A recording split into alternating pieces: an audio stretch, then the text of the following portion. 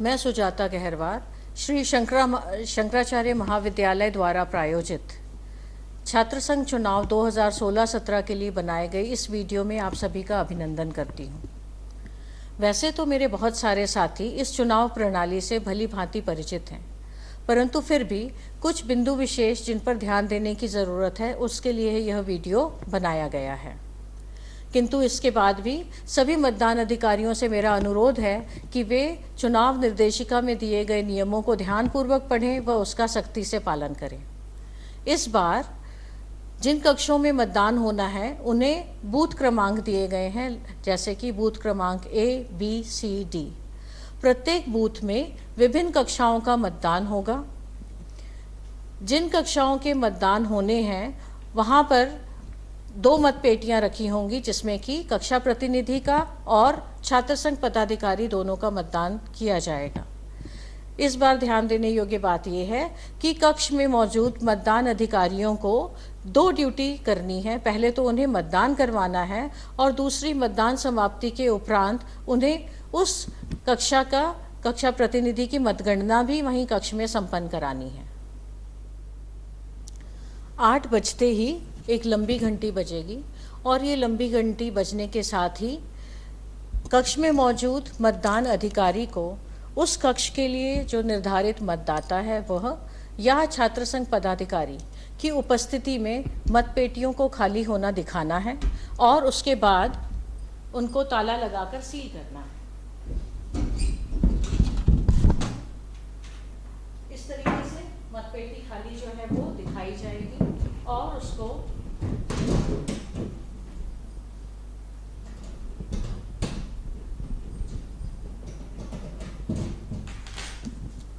ताला लगाकर कागज की सील द्वारा ऐसे बंद कर देना है। इस सील के ऊपर मतदाता के हस्ताक्षर और मतदान अधिकारी के हस्ताक्षर की जगह बनी है, जहां पर वह दिनांक सहित हस्ताक्षर कर देंगे। निर्धारित मतदाता से मतलब है कि उस कक्ष में आने वाले छात्र का वहां मौजूद मतदाता सूची में नाम होना चाहिए। सबसे पहले उस छात्र के नाम को चिन्हांकित कर दिया जाएगा। इसके बाद उस छात्र से उसका आई कार्ड और फी रसीद ये ले लेना है। आई कार्ड और फी रसीद देख करके ये सुनिश्चित कर लेना है कि यह छात्र सही मतदाता है। एक बार सही मतदाता निश्चित होने के बाद में उसके आई कार्ड के पीछे मतदान अधिकारी अपना हस्ताक्षर कर देगा। ऐसे ही वह फी कार्ड या उसके जो फी रसीद है इसके पीछे भी अपना हस्ताक्षर दिनांक सहित करने के बाद वहाँ पर कक्ष क्रमांक भी डाल देगा। ये करने के बाद वह इस मतदाता सूची में उस छात्र का हस्ताक्षर ले लेगा।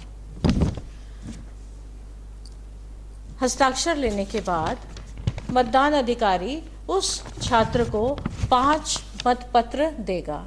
ये जो 5 मतपत्र हैं ये विभिन्न रंगों के होंगे। कक्षा प्रतिनिधि के लिए अलग रंग व छात्र संघ पदाधिकारी के चारों पद के लिए अलग अलग रंग होंगे। ये चारों मतपत्र उसको देने से पहले ही मतदान अधिकारी उन्हें फोल्ड करके रखेगा, मोड़ करके रखेगा। और ये फोल्ड करने के लिए जो तरीका है उसमें मतदान अधिकारी को ये ध्यान देना है कि एक अभ्यर्थी के आगे लगाई जाने वाली जो सील है उसकी शाही दूसरे अभ्यर्थी के नाम के आगे या उसके लिए जो उपयुक्त जो खंड है उसमें नहीं आनी चाहिए। इसके लिए इस मतपत्र को उसे पहले लंबाई में आधा फोल्ड करना है और फिर से दोबारा और आधा फोल्ड करते हुए उसको इस तरीके से मोड़ देना है। इस मोड़ने के बाद में जहाँ पर इस मतपत्र का खुला हिस्सा आता है वहाँ पर उसने अपना पूरा हस्ताक्षर दिनांक सहित करना है। ऐसे ये 5 मतपत्र वह छात्र को दे देगा या कि मतदाता को दे देगा। मतदाता इन मतपत्रों को लेने के बाद इसको खोलकर उसमें जो उसे सील दी जाएगी उससे मतांकन करेगा या कि उसमें वो सील लगा देगा। सील लगाने के बाद छात्र वापस इन मतपत्रों को उसी तरीके से फोल्ड करेगा और मतदान अधिकारी द्वारा निर्देशित कक्षा प्रतिनिधि के लिए जो मतपेटी बनी है उसमें कक्षा प्रतिनिधि का मतपत्र और जो छात्र संघ पदाधिकारी के लिए जो मतपेटी बनी है उसमें छात्र संघ पदाधिकारी के चारों पदों के मतपत्र को वह डाल देगा। इस तरीके से उसका मतदान जो है वह कंप्लीट होने के बाद में उस छात्र को उसका आई कार्ड और फ़ी रसीद ये वापस कर दिया जाएगा। आई कार्ड और फ़ी रसीद वापस करने के साथ ही उस छात्र का स्टैम्प पैड पर उसके दाहिने हाथ के अंगूठे पर इस तरीके से शाही का निशान लगा देना है, जिससे कि यह सुनिश्चित होगा कि उस छात्र ने मतदान कर दिया है। और इतना करने के बाद हमें उस छात्र को कक्ष से बाहर भेज देना है। मतदान समाप्ति के समय यानी 12 बजे भी अगर बूथ के बाहर कुछ मतदाता शेष रह जाते हैं तो सबसे पहले उस बूथ के मतदान अधिकारी को बाहर आना है। वह उन सब छात्रों को एक लाइन में खड़ा कर देना है। एक लाइन में खड़ा करने के बाद वह मतदान अधिकारी उन्हें स्व हस्ताक्षरित एक पर्ची देगा, जिस पर्ची के ऊपर जितने मतदाता बाहर खड़े हैं उनकी संख्या अंकित होगी। और ये जो संख्या है सबसे कम संख्या यानी 1 नंबर से लेकर के बढ़ते हुए क्रम में उसे इस तरीके से इन पर्ची को वहाँ पर बांट देना है। और ये पर्ची को बांटने के बाद इन सभी छात्रों का जो मतदान है वह सुनिश्चित कराया जाएगा।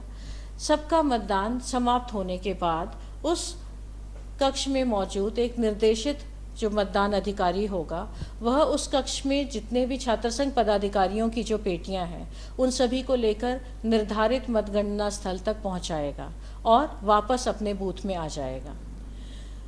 तब तक वहाँ पर मौजूद जो दूसरे मतदान अधिकारी हैं और चुनाव अधिकारी हैं वह उस बूथ में मौजूद कक्षाओं के कक्षा प्रतिनिधियों की मतपेटियों को खोलेंगे व उसकी मतगणना जो है वो वहाँ पर शुरू करेंगे।